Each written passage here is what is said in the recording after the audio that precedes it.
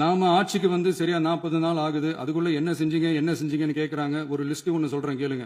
பெண்கள் பாதுகாப்புக்காக சிங்கப்பெண் சிறப்பு படை, 200 யூனிட் வரை கட்டணமில்லா மின்சாரம், போதைப் பொருள் ஒழிப்புக்காக தனிப்படை, குறுவை நெல் சாகுபடியை ஊக்குவிப்பதற்காக 134.83 கோடி சிறப்பு தொகுப்பு திட்டம், வழிபாட்டு தலம், ஸ்கூல், பஸ் ஸ்டாண்டுன்னு அதுக்கு பக்கத்துல இருக்கிற 717 மதுபான கடைகள் மூடப்பட்டன.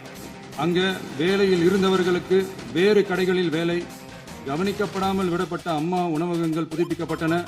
பத்திரப்பதிவு துறையில் பகல் கொள்ளைக்கு புல் ஸ்டாப் வைக்கப்பட்டுள்ளது.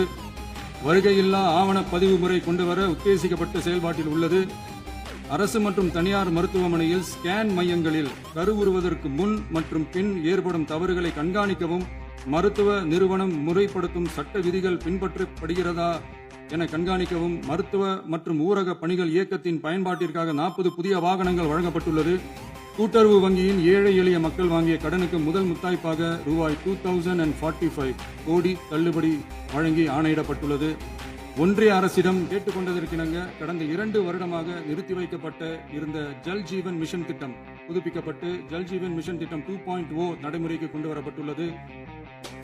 18,500 கோடி அளவில் உறுதியளிக்கப்பட்ட காஞ்சிபுரம் மாவட்டத்தில் மைய விரிவாக்க திட்டம், கோயம்புத்தூரில் மின்னணு பொருட்கள் மற்றும் மின்னணு அமைப்புகள் உற்பத்தி திட்டம் மற்றும் திருவள்ளூர் மாவட்டத்தில் காட்டுப்பள்ளி LNT கப்பல் கட்டும் தளம் விரிவாக்க திட்டத்திற்கு ஒப்பந்தங்கள் போடப்பட்டுள்ளன.